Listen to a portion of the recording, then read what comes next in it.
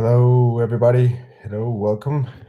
Welcome to this session today. We are going to be here for about an hour talking to one of our students in the Master of Sports Marketing and eSports Management, who is going to be coming to tell us all his amazing experiences throughout the Master. He's going to talk with us about all the themes that he's loved through the Master. And well, I'm very happy to be here with all of you. I'm Daniel Gomez.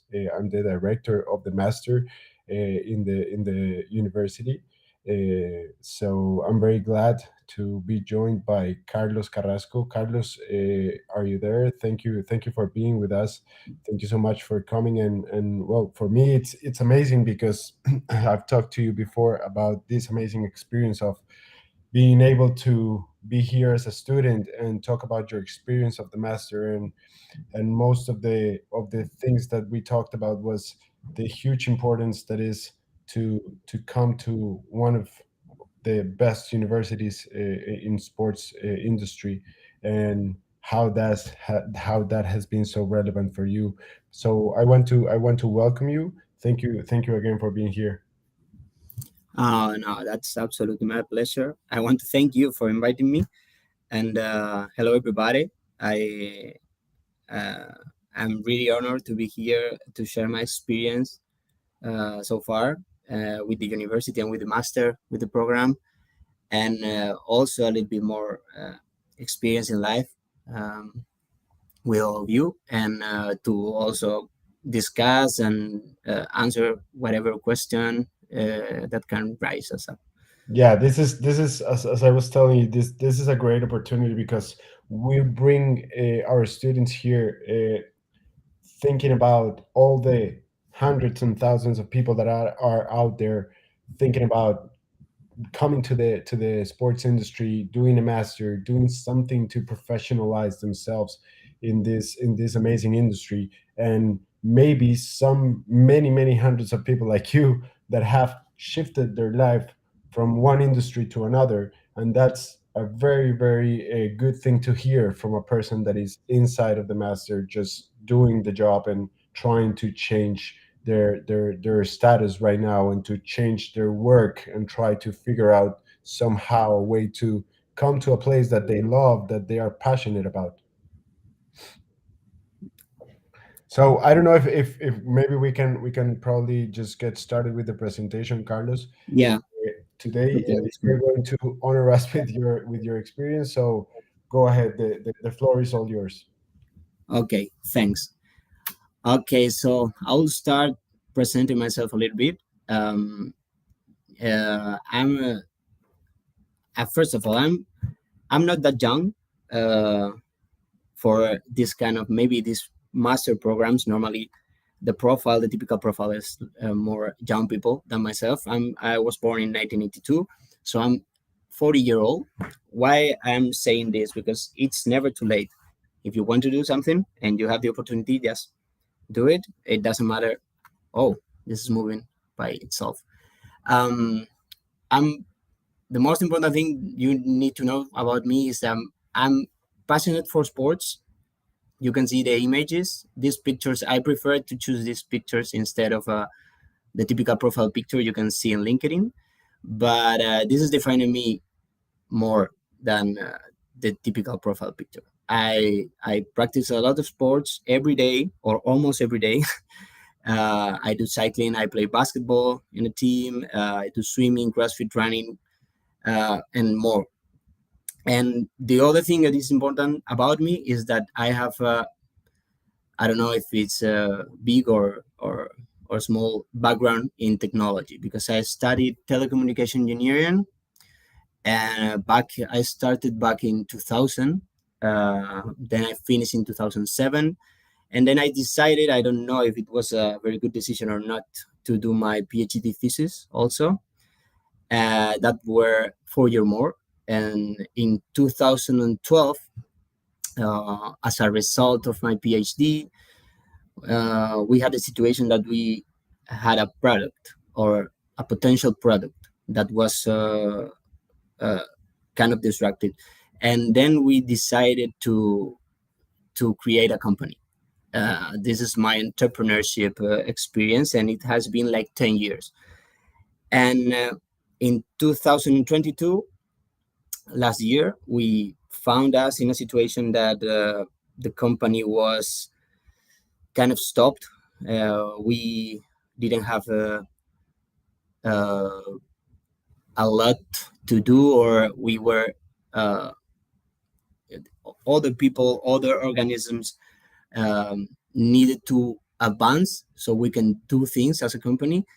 So we found out us in a situation that we have to make a move. We have to choose to either to decide to stay with the company and wait until we see what happens, or to move forward. And it was painful, but because it's our company, but we decided then to move. And why I decided to make this master? Because when I found the situation that I need to move, and uh, then I was thinking, okay, what should I do? It was a difficult situation, but I decided to move in a direction totally opposite of all my previous career. And I love sports and I love technology, so I decided to try to move in that direction. And what is the link between sports and technology? Okay, nowadays there are a lot of links between sports and technology.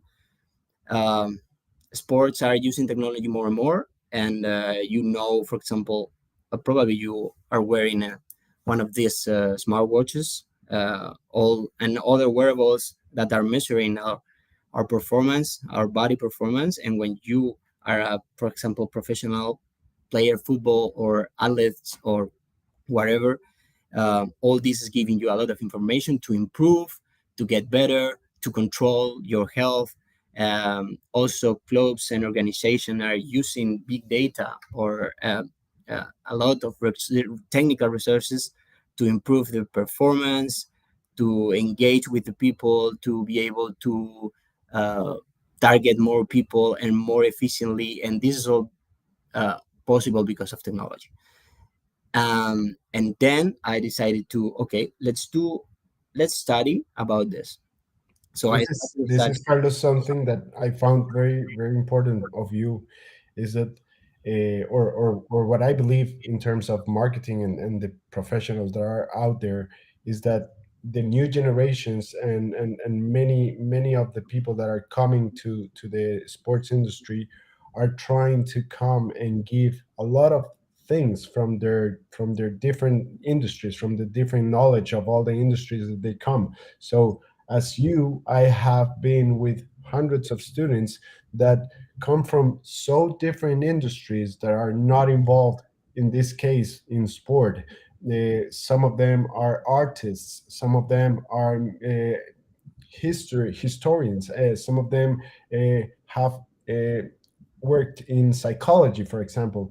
And all of them, when they do the change to the sports industry, they say the same thing, like, I don't know if that was the best idea to do psychology, but what I love right now, it's a sport and it's the industry I want to be in.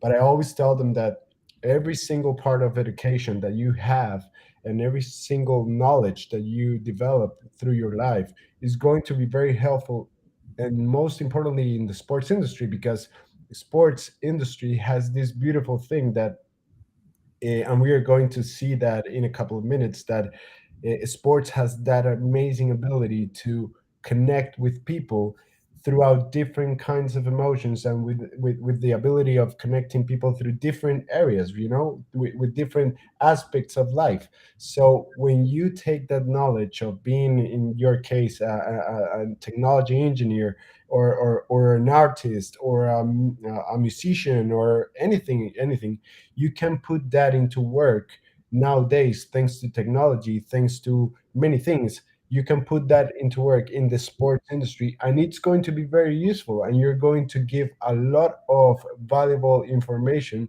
to many companies if you have that background that you are talking about. Exactly. Actually, my previous job, I told you guys that it was my company, and we decided to create that after my PhD. It was technological. It was related to uh, security technology for banknotes and ID documents. So you can imagine it's nothing to do with the sports, but yeah.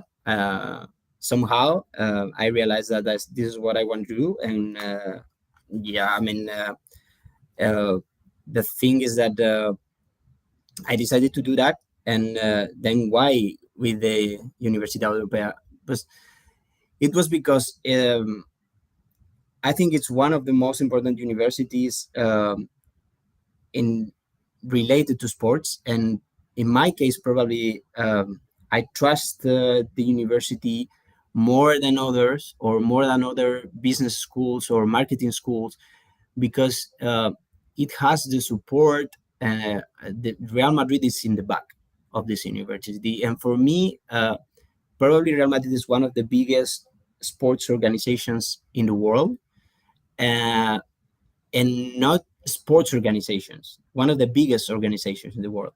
So, and most successful organizations in the world. So, if Universidad Europea is backed by Real Madrid, that means something. And also, I investigate about the program, and for me, you can see in the picture was my life, my situation, my family. My logistic is very complicated, so the possibility that the university gives me to do a 100% online program, for me it's key, it's differential, because I don't have time to go to on-site classes, and I can take advantage of the online, because if I can, even if I cannot connect to a streaming session, I can watch the session afterwards when I have time, because it's recorded, and I can have access to the teachers at whatever time, because it's very easy for us, for the students. They give us all the facilities, they make us the life easier. And for me, this is very important, because my life is already very complicated. So um, this was the reason, actually. And uh, the challenge, I mean, it was a big challenge, not only because of the change, but because of what it meant to my family. Because you can imagine we have uh, a lot of costs in our in our Of life, course, of course. and we need to face this challenge. And it was not easy at the beginning, but we decided to do it, and I'm very happy about that. Now my situation, now this picture, this photo you see there, it's exactly 1 year ago when I decided to make this change. And actually I joined the program one year ago now. Now 1 year after this, the situation is very different, because in summertime, more or less, I I had the opportunity to join a very good company in Spain, which is Amadeus. I don't know if you know Amadeus. Amadeus is a company related to the travel industry, and I work now as a business analyst, working with business intelligence tools and big data, and also marketing and advertising. I work in an area which is digital media, so I'm using the knowledge that I have from business analytics, and I'm combining it with marketing and advertising, which is something that we have been studying a lot in the master. So uh, it's the kind of everything is now falling in the right place, and yeah, it's been. I was lucky to find That's this job. that's fantastic, because actually you're putting into action everything that you're learning right now. Yeah, And I know that now we're going to go and see a video about something that really excites you about this world of sports, which is the ability to put the emotions out there, right? yeah, The yeah, to make people excited about things. We were talking yesterday about this presentation, and we were thinking, we were talking, we were exchanging ideas, and you said to me something that happens to me as well, that it's how when you are watching Rafa Nadal win, or I don't know, Alonso win a race, or I don't know, any big accomplishment in sport, we get so excited, probably at the point of tears, uh, because we feel this in a different way, right? But that's what brands are starting to do, not only in sports industry, but in general. But sports industry has this amazing and incredible ability to excite yourself, to put the emotions out there, and excite people in such a way that other brands and other industries can do that, you know? Yeah, that's clear. And yeah, we're going to see some videos now of a part of this master that we are studying now, which is, I think, it's the most meaningful for me, which is the connection between the sports and emotion. What you have just said, it is very easy, especially for those people like me that we live sports very with passion, and I personally I connect a lot with the sportsmen and women that feel success or feel loss or feel injuries, or this feeling, this emotional connection. I think it is very powerful, and I think in any other industry is not happening as it happens in sport. So let's see now a video, and then we can keep discussing a little bit more. Давай пошли. Ой, осторожно. Oh, 并没有，那很神奇。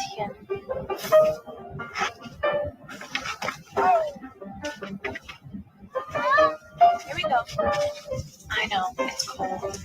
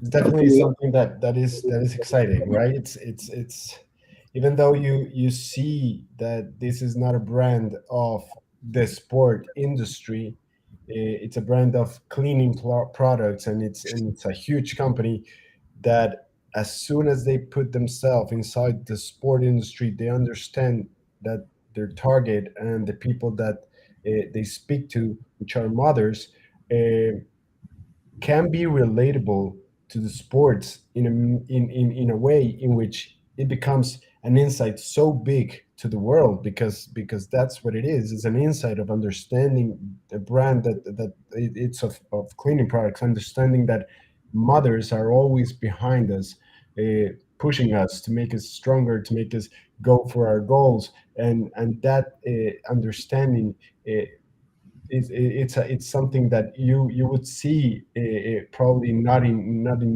that many industries, right? It's something that is very common in sports, that behind every single boy that goes to football class or to ski or to something, there's the mother taking them to the class, right? And that amazing story that comes from that is the one that connects with people, right? And here, when we talk about emotions, when we talk about stories, we actually are talking about connection, right? Yeah, and this is it. The connection is the key of the communication in marketing, in especially in sports marketing, because yeah, I mean, it's all about the connection. It's all about the emotions, and the emotions. The best way to reach out these emotions, the best way to connect, is about it's through stories. You have just said stories. Stories is like the most powerful tool that we have to connect with emotions, because with these stories normally are related to things that happen or happened, and these stories create memories in our brains, and the memories are the things that last the most. So um, if some brand or create a content which is touching somehow a memory that you have, you will feel this connection. This is inevitable. It's automatically happening. And then there are different things that you can feel, you can see, you can understand from this commercial or whatever. The message, the values that the commercial is showing, connecting. Normally, standing for some values is important too, because people social values or whatever you think this is important. Also, it should be related to a context, because we all live in a context. We are not isolated from the world. So if it's something social, it's affecting to a context, and all these things lead to an engagement with the fans, with the people, with the audience. And it's also related to know your audience. You have to know what is your target audience, what people are you trying to make engage of what you are, the story you are telling. And it's also important to select the moment that you when you launch in a commercial or the country. This is also something that you have to take into account. And the last thing that we have in this list is the interaction, because nowadays, thanks to technology, mostly fans and the audience is able to interact.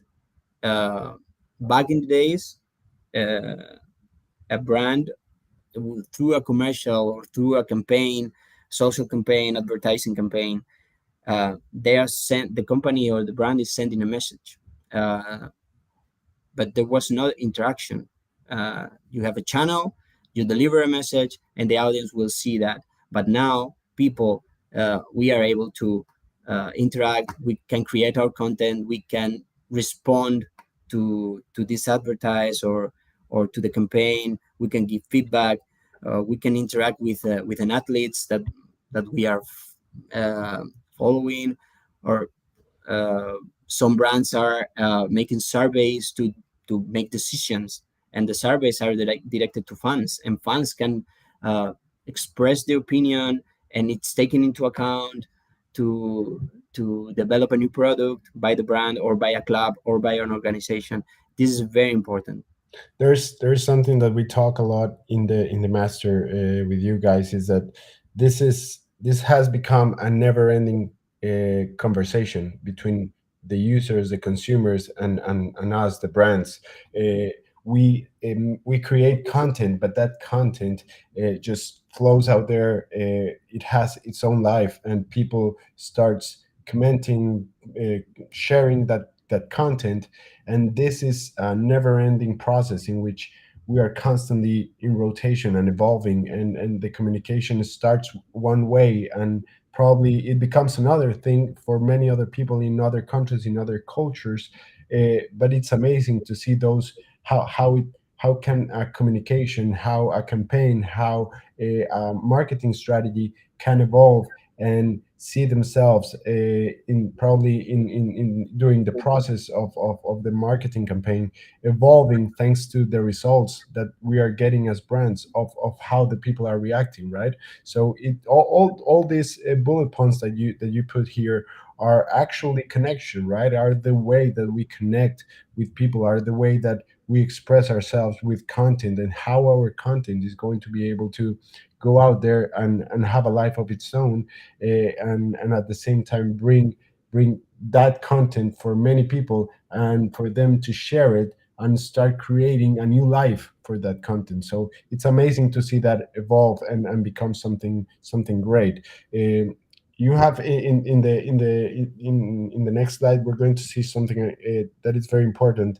If you want, we can go there, about storytelling. Storytelling is, as you said, the way people understand the world, right? As when we grow up, um, we learn through stories, right? We learn through our moms, our dads telling us how the little three pigs, I don't know, all these Disney tales. And through those stories and through those tales, we learn our way in life, right? We have a lot of our learning, our process of learning is through all those stories that come from generations behind us, our grandmoms, our grandfathers. So it's something that when you take it to the marketing, it's actually the same. It's the ability to tell stories, is the ability to put memories in people's minds, right? It's the ability to actually sell more than a product, is to sell experiences, is to give people something that it's not that materials that material, but is something that it's absolutely conceptual. It's something that is abstract. And when you give these kind of things to people, it's more like you're giving them more than a service, more than a product. You're giving them something to believe in, something to care about, right? And that's what makes communities very important, and that is what makes loyal customers, right? Because if we talk about Nike, for example, Nike for me, it's and this is something that uh, many people in my classes tell me, like, oh, it's very clear that you love Nike, but it's not that I love Nike. Is that they are the ones that are doing the good stuff out there, right? And you have to follow the big ones because they are doing great things there, and they manage to change human behavior through their communication, and that is what brands need to do. And through sports, uh, we have that ability to really come to culture, come to societies, and change human behavior through our communication. If you go to see Real Madrid, the fans of Real Madrid are constantly behaving in a certain way because of they have an amazing team, right? They have an amazing team that performs incredibly in the world in the Champions League, and they are super fans of the Champions League because they understand that throughout the history of the team, they have been taught to really be fans of that competition in which they are the greatest in the history. So it's how people go through the history of the clubs, of the brands, just evolving and growing through the way we take them through the story, right? Exactly. That's it. Now we're going to see a video that I, I I cannot believe that someone of you will not get a little bit emotional because it's incredibly emotional. This video. Pay attention. That we've seen in a long time. One of these teams will have won a great World Series. Strike one on Willie Adames. 11,000 in Arlington, the vast majority of whom are Dodger fans. They've waited a long time. That is strike two.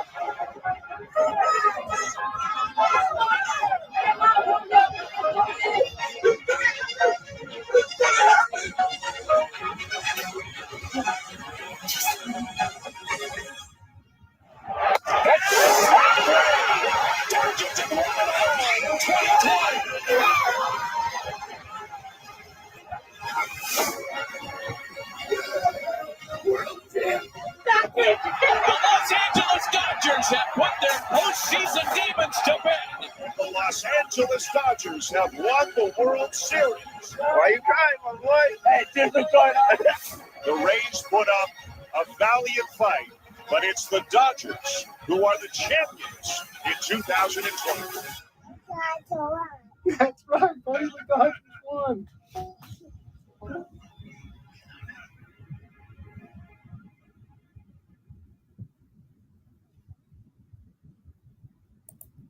Actually, this what happened here? Just to put up the context, is the LA Dodgers. When they became champions, they had probably a strategy in their mind was just to create a video, of course, of the game, of course, of the last strike that made them champions.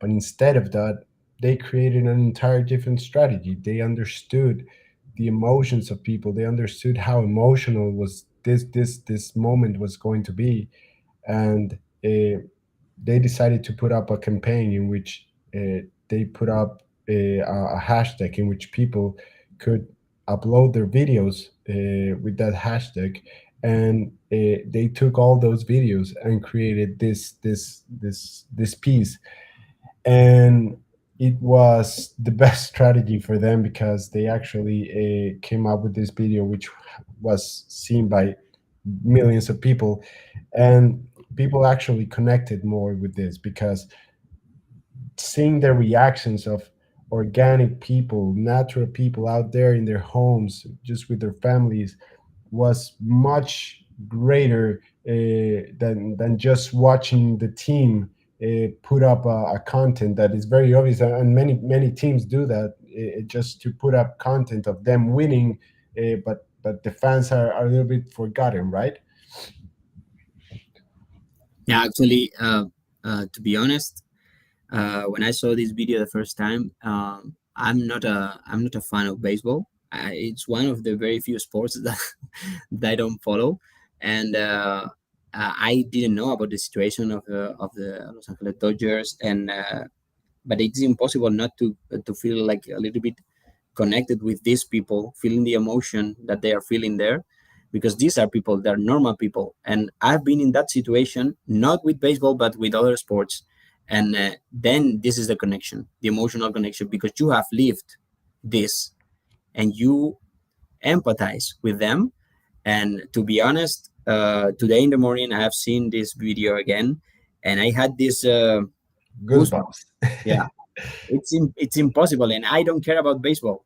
I Yeah. don't follow baseball, but it's impossible There, not there's to. there's a guy in our masters that when I show them this Yeah, video, he went crazy because Alvaro. Yeah, Alvaro actually said that he lived he well he's a Dodgers fan, yeah, and he went crazy with this video, and he started to show his goosebumps while we were watching the video in the class, and he was like, I remember that moment. I will never forget that moment. I was with my whole family, we were screaming, we were crazy. yeah, And it's just how relevant this campaign was, that this guy, through this video, was reviving all those thoughts and all those memories of that night, and how this was absolutely true with what happened. So yeah, it was a proof of success. yeah. Clear. Okay, let's move to the next one. No, this one. Yeah, okay, let's see the video first, and then we can discuss which concepts we see here. This is related to female athletes breaking barriers, okay? If we show emotion, we're called dramatic. If we want to play against men, we're nuts. And if we dream of equal opportunity, delusional. When we stand for something, we're unhinged. And Super is going to need to calm down. When we're too good, there's something wrong with us. And if we get angry, we're hysterical, irrational, or just being crazy. But a woman running a marathon was crazy. Officials tried to pull her off the course. A woman boxing was crazy. A woman dunking? Crazy. Coaching an NBA team? Crazy. A woman competing in a hijab, changing her sport, landing a double cork 1080, or winning 23 Grand Slams, having a baby, and then coming back for more? Crazy, crazy, crazy, crazy, and crazy. So if they want to call you crazy, fine. Show them what crazy can do.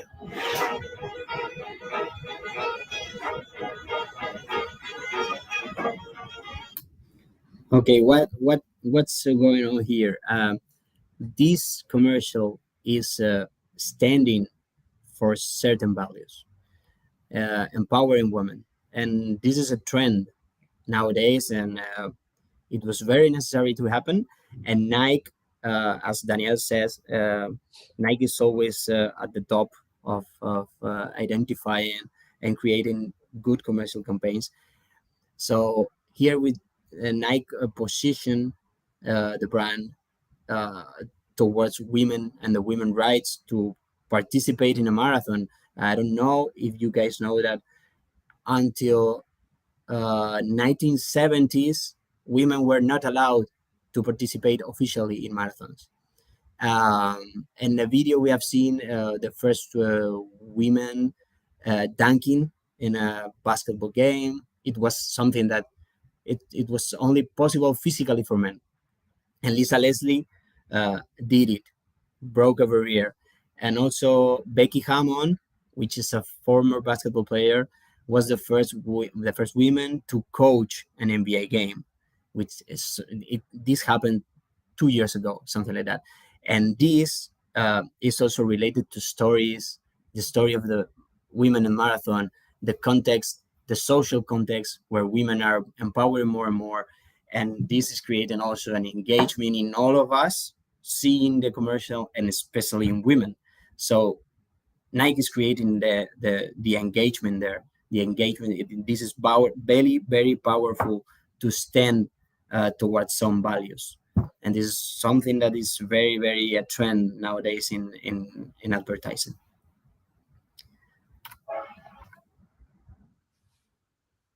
Okay, Daniel, if you want to comment this. Yeah, yeah. Actually, I was about to tell you that is that what Nike and many other brands are doing right now. And this is more than a trend. It's something that strategically is working. It's they need to feel organic. They need to stop feeling like a brand.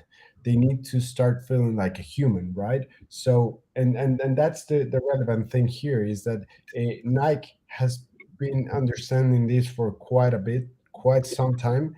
They understood that they need to speak up and do the right thing in terms of being part of culture, being in the right side of history, being part of every single historical moment. For example, in the USA, when something happens in terms of some I don't know, some issue in culture, Nike has something to say, right? Because they are part of culture and they are affected by it. So this is starting to grow so it's becoming so big that it's not only about the sports industry talking. It's about brands in sport speaking about all the things that are happening out there, and that's when brands such as Nike, such as Adidas, with the environmental crisis, Adidas has become a brand that is very well positioned in that matter. How these brands start to speak up and bring another subjects that are apart from sport into their table, right? And this is amazing because this is actually how people connect with these brands right now.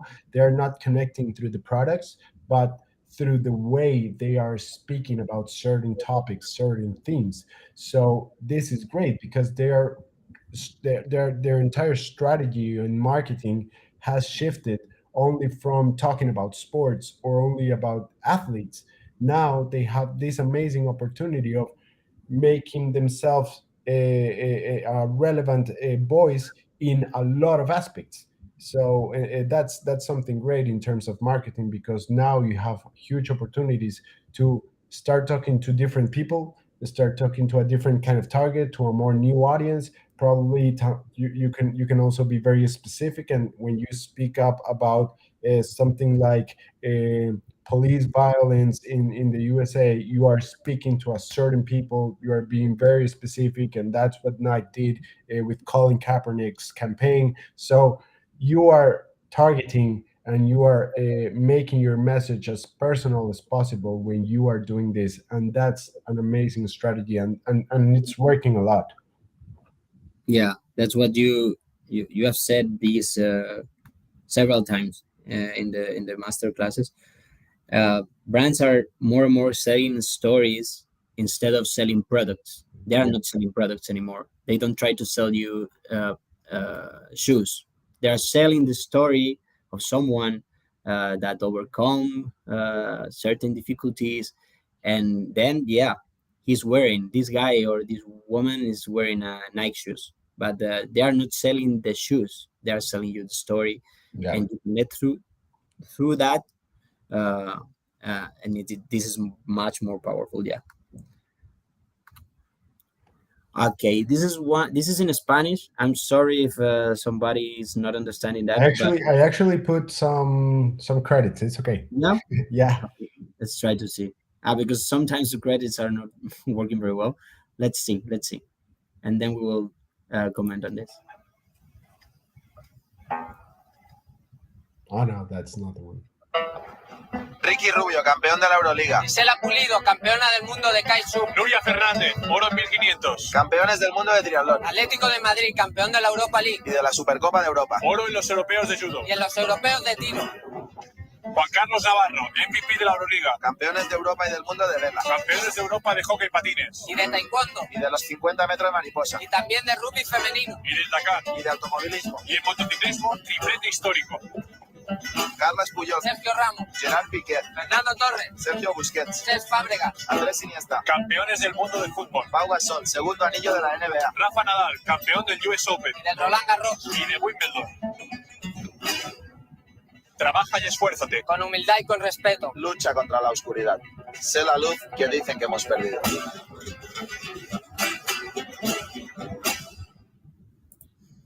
Okay, just to give you a little bit more context about this commercial. This was launched in 2010, 13 years ago. What happened in 2010? Spanish football team won the world championship, FIFA World Championship. Then this Spanish football team has won 2 years before the European champions too. Then Rafa Nadal was number one in the world, and in 2010 he won 3 out of 4 majors in tennis. And Pau Gasol won 2 NBA titles in a row, and then a lot more accomplishments from Spanish athletes. So Nike took advantage of this and created this amazing commercial about all these accomplishments, trying to connect, again, connection through emotions, in this case, through success with a community, because this is a bit obviously directed to Spanish people that love sports, Spanish people connected to sports, but Spanish people indeed. So, and actually, I remember this commercial very well, and it was 13 years ago, so I connected with it a lot at that moment.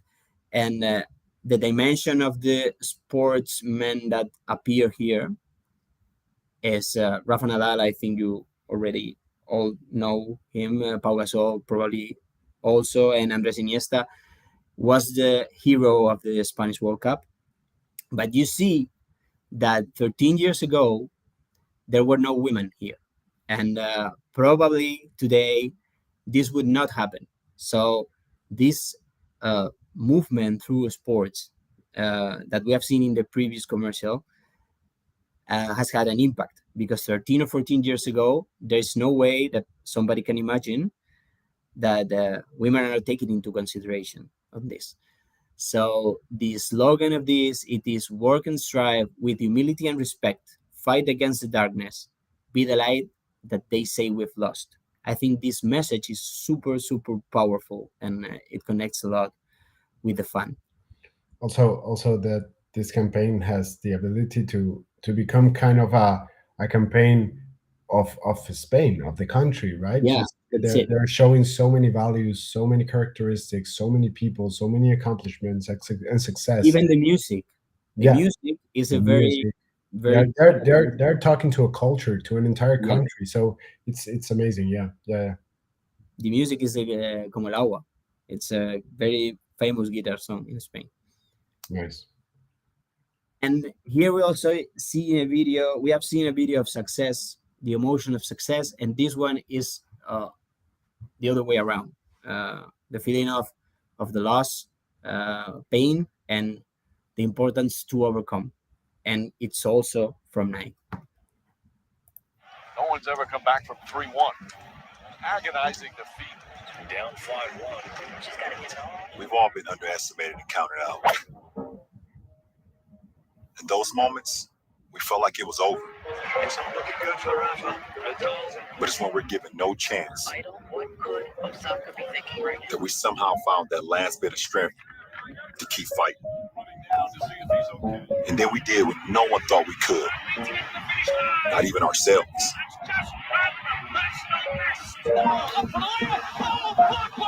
We came back from the impossible. From being broken.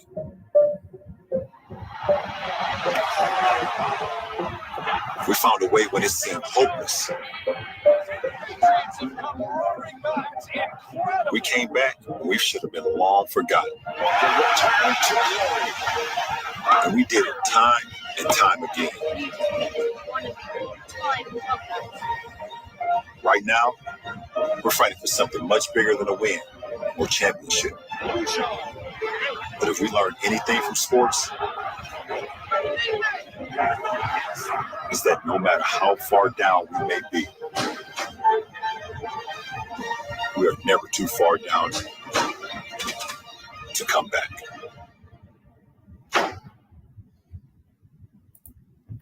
We are never too far down to come back. This is the message.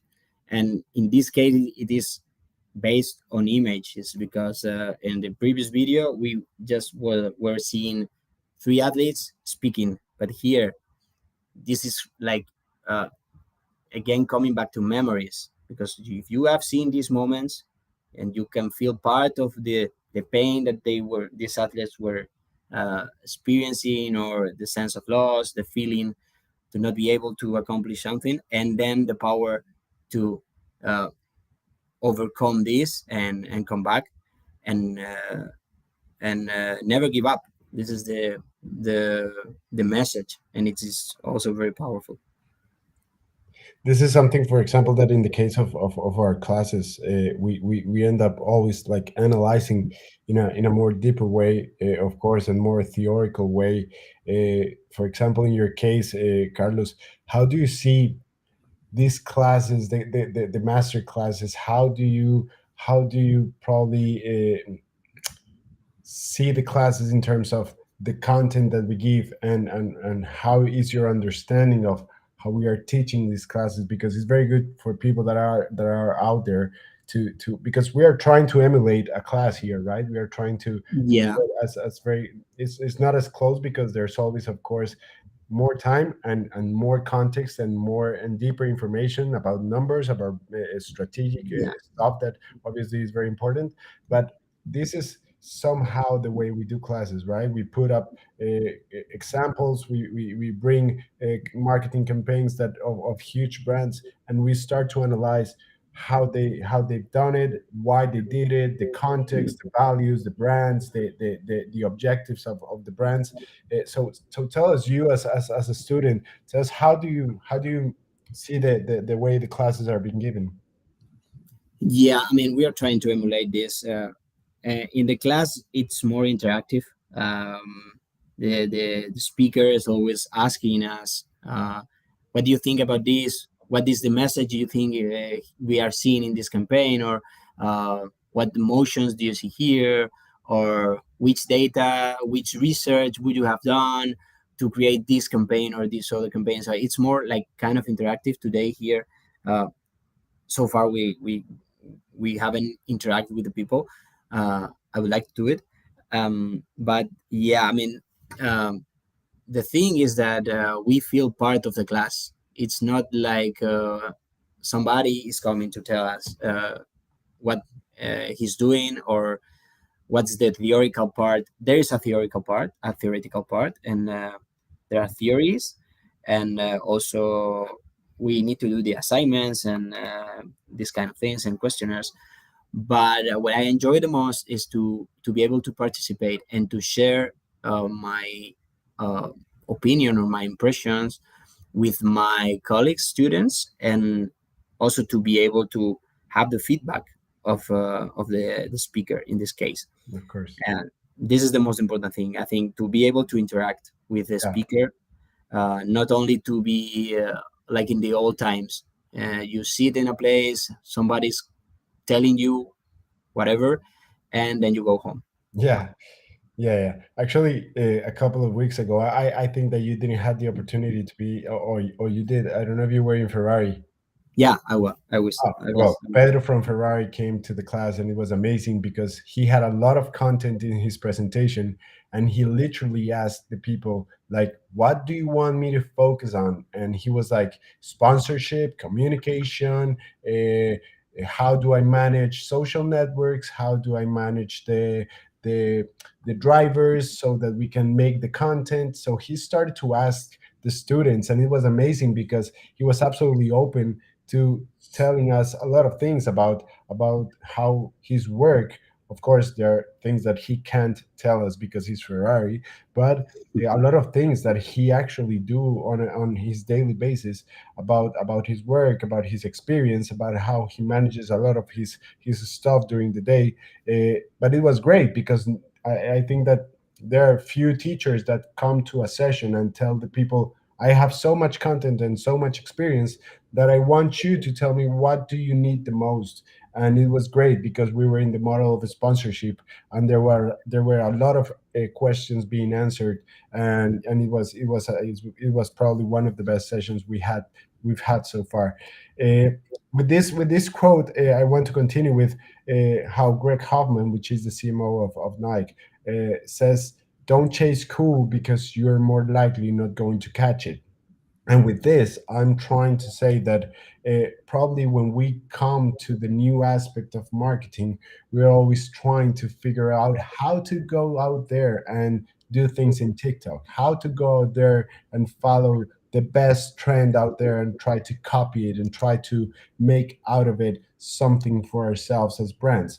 But what we should try to do is to create our own trends, right? Our own coolness, because when we are trying to chase others trends, we are probably going to feel fake and feel like it's not what we are as a brand. And I want you probably to continue now because the next video is going to actually tell us more about this, Carlos.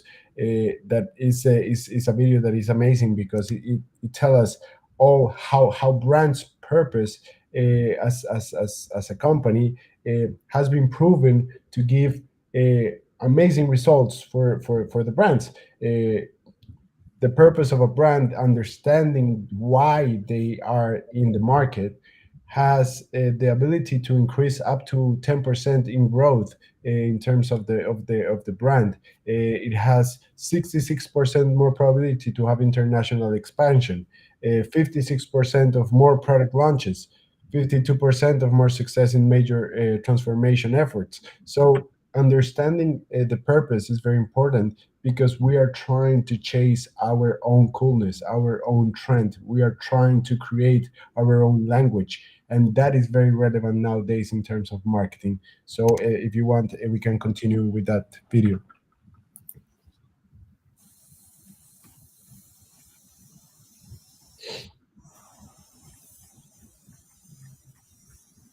Greatness.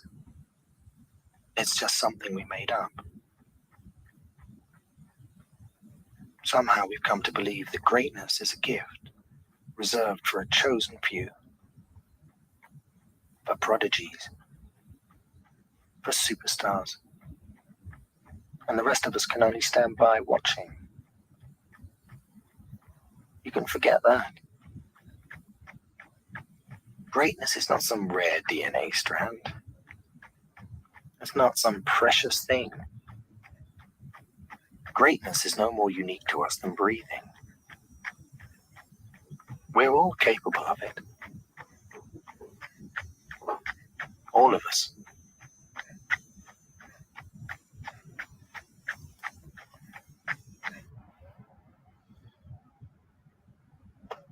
Some people are told they were born with greatness. Some people tell themselves.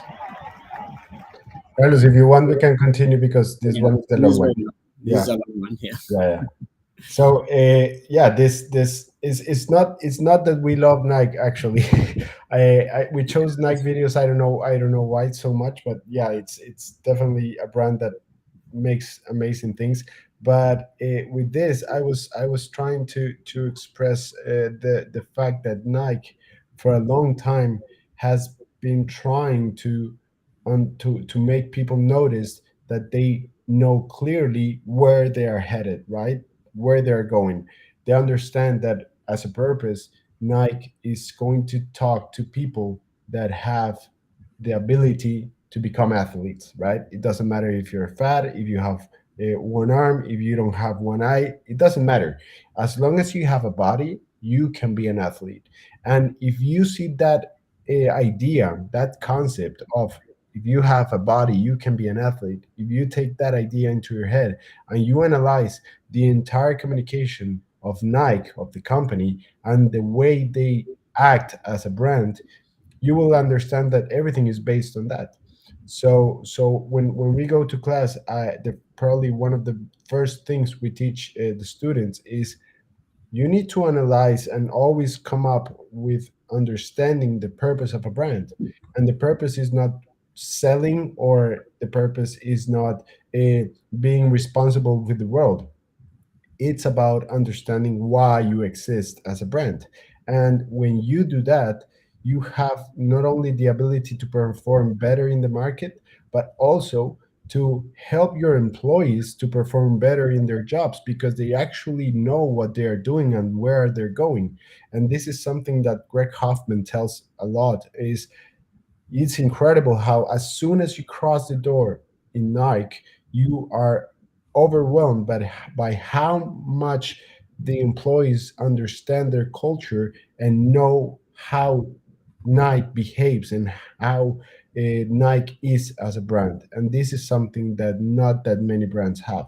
It's amazing, and it comes to the same conclusion of connection, because if you have this understanding, everyone in the universe of your brand will be connected through one single thing, and this makes everything flows in all of the areas of the company, and also of course outside of the company with the audience, with the consumers, with everybody out there that is watching your communication. So it's about being constant. It's about being reliable in terms of that you're doing always the same, and you're speaking the same in every single part of your universe as a brand.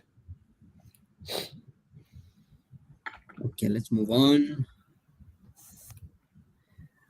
Okay, this is not from Nike, Finally.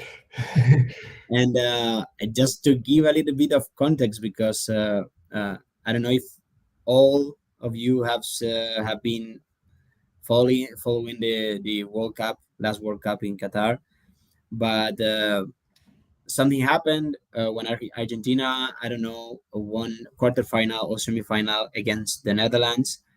Um, some Netherlands player was trying to tell Messi something by the time he was being interviewed by the Argentinian TV, and Messi reacted in a way that it became very popular at the moment. He said something like, I don't know, maybe Daniel, you can help me to translate, like keep your way, fool, or anda pa allá, bobo. Yeah, it was like what's the matter? Go over there, get away. Yeah, Get away, bobo, yeah. fool, stupid. And this was broadcasted all over the world. And then this company from beer company created this commercial couple of days later. So it was very quick, and it's a very good example about knowing your audience and understanding your context and the community you are directing to, and how to engage, especially taking into account that this is Argentinian national team, and the football in Argentina is live with a lot of passion. And let's see the ad, because I think it's very funny. La lógica nos dice que el fútbol es un juego, nada más. No te puede cambiar la vida lo que pase en esos 90 minutos. La lógica nos dice que en un simple partido no se juega el orgullo de un país. Es solo fútbol. Para la lógica no deberías acordarte de goles que se hicieron hace décadas. ¿De qué te sirve? La lógica dice que no podés sentir amor por alguien que ni sabe cómo te llamas. La lógica dice que no podemos llenar estadios en Qatar.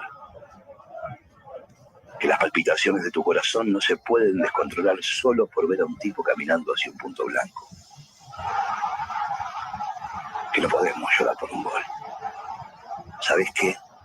Esa misma lógica nos dijo hace 4 años que no teníamos que ser sponsor de la selección, que se estaban bajando todos, que el único técnico que la quería entrenar no había entrenado a nadie, que los jugadores tenían una mochila demasiado pesada, que era imposible que les fuera bien.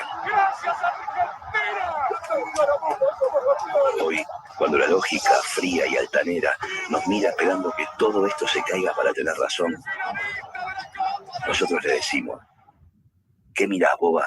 Anda para allá. Schneider, y lógicamente sponsor de nuestra selección. This one was released just before the final of the World Cup. So imagine the engagement that Schneider achieved in Argentina because of this.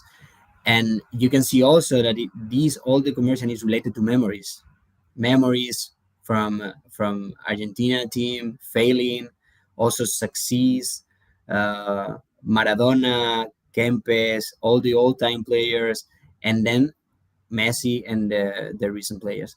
So they finally won the World Cup. So I can imagine what was the result of this campaign for the brand. Incredible. It's an incredible brand, as most of the brands that do something in Argentina, they have amazing communication. Carlos, I think that we have come to the moment of questions. We have 2 questions right now. Um,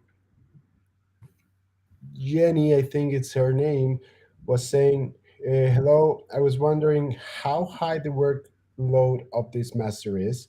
Is it possible to have a full-time job or internship at the same time?" Carlos. Yeah, absolutely. I do it, and I'm doing it. And in my case, my experience, if I would not have uh, all the other things in my life, like I have my kids and I have to take care of taking them to school. When I arrive home back from job, I cannot dedicate time to the master because I have to dedicate time to my family. So I dedicate time during the night, and I sleep not a lot of hours, but it's totally compatible. And yeah, in with an internship and with a full time job too, because the streaming sessions are fixed, couple days a week, 2-3 hours. Um, you should try to connect, but in my case, for example, normally on Tuesday I can't, but then I have the recorded available for watch it. And the good thing is that all the documentation, uh, you have free access at any time, so you can study, you can read the documentation whenever you can, uh, uh, organizing yourself, and then you have enough time to prepare the activities, the assignments, and to deliver with no problem. It's going to be an effort, of course, but it's totally doable. Fantastic. And yeah, we take these two sessions in the week. That I believe that in this case, for next year, in the one that you are taking, Carlos, we have a 2 hour session and a 3 hour session. Most of the 2 hour sessions Yeah, are like that's the most that we have. We have only two sessions that are 3 hours, right? yeah, The rest of them are 2 hour, but right from the start of the next master, we're going to have all the sessions of 2 hours because it's even better for you, for the students. And another question, Carlos. In the methodology, it says that students' performance will be monitored during projects. Can you describe your experience? yeah. I mean, we are totally monitored because uh, we have like 8 modules, um, compiling 4 or 5 units each module. So every module or every unit or every 2 units, we need to prepare and to deliver assignments, activities, or to make questionnaire exams. And these assignments are graded, and not only graded with a number, but also with comments, with feedback from the teachers, from the different teachers of the master. And you get this feedback, and you can absolutely have access to the teacher to ask questions if you don't agree with something, or if you think, I mean, you can share your thoughts. And yeah, this way we are being monitored. Whatever we do, all what we deliver, that is going to represent a grade for us.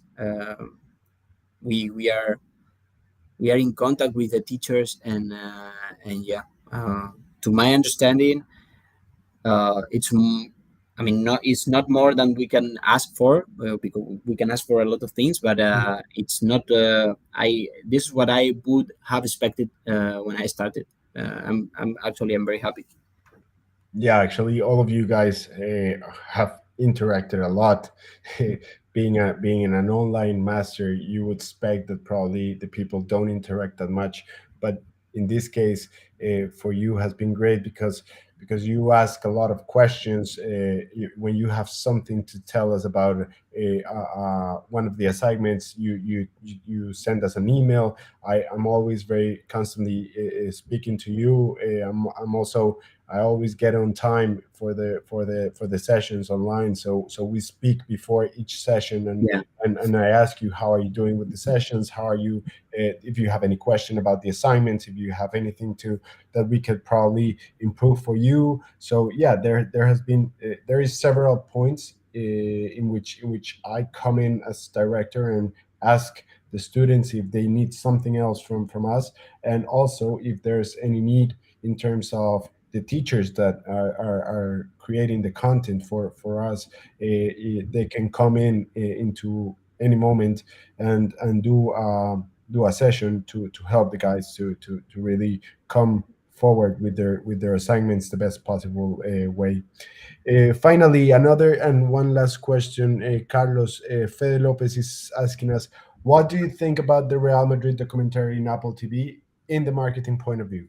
Have you seen it? no, You haven't seen I it. haven't seen that. I haven't seen that. Is it in any other platform which is not Apple TV? I think that it's only in Apple TV. I think, but Yeah, I've seen it, and let me tell you, this is something that in terms of marketing, we have to understand that uh, documentaries in the different platforms have become part of this mix, part of the marketing mix of all the companies, all the brands out there. It's not only about the sports industry, even though if you go to see Netflix and if you go to see how Formula One documentary exploded the entire idea of doing documentaries about sport. And now we have golf, we have tennis, we have a lot of things going on. This has become such a relevant product for the brands, because not only they can help them to improve their brand value, their brand awareness, but they can also come to new targets, right? They can come to new generations. So in terms of product, what they have there, it's an amazing opportunity to come to new generations and show them the brand, the show them how the team is experienced in the Bernabeu, for example, in this case, how they manage certain things that people don't know because it's like behind the curtain of what we all see as spectators. So that's the kind of content that we are all watching over and over again in the different sport documentaries, right? The behind the cameras, the behind the scenes of all this amazing activity that we are seeing in the moment. And that is something that attract us a lot, because obviously it has a lot of emotions and things that we are not aware of. But in terms of product, it is a product that is very reliable, because we can get instant results of how it is, how the product is doing, right? It's not the same as if we try to analyze, for example, something that we put on TV, that nowadays it's even better than before, but it's still hard to know how many people is watching it. Today, with the different tools that we have, and these platforms are able to tell us how many hours are people spending watching the documentary, if they're watching it from how many countries. We have a lot of data going on there, so it's amazing. It's as a product, it gives a lot of benefits to the company that's doing it. And I'm sorry, Carlos, one question more. Mhm. Trey is telling us, what about the internship? Can it be done during the 9-month program or afterwards? How do you recommend approaching it? In this case, for the master that you were doing, Carlos, I don't know if you didn't have the internship. No. We don't have the internship actually as part of the program. What we do is that, and Carlos, you've seen that with the teachers, is that all the teachers that come to the session tell the guys that they are open to receiving CVs, so that the guys contact directly with the teachers, and they help them if they have the opportunity to give them a chance to do an internship or probably even a job. So many of them, in this case, for example, I think was Pedro from Ferrari, and I think Mhm. we have another person from Real Madrid, that opened their doors for the students to send them their CV and to see how they can help them to get a job, or get an internship, or get even a possibility just to speak with them, to see how they could probably send them to another person that they know, so that Yeah. they can help them to be part of the industry. So we might not have in the master, as part of the master, the internship, but we do have the ability to open a huge network for the students.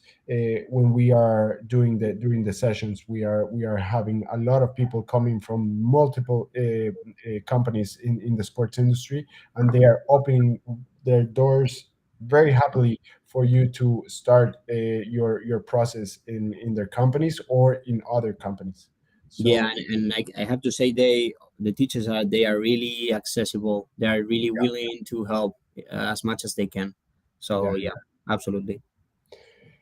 Carlos, thank you so much. Thank you for this session. It was amazing to just try to recreate the way we work in the master, and try to show the people that are interested out there how well the way the students are taking the master, and how happy they are about it, and how important it is for them to really go out there and take the chance of just doing what they love.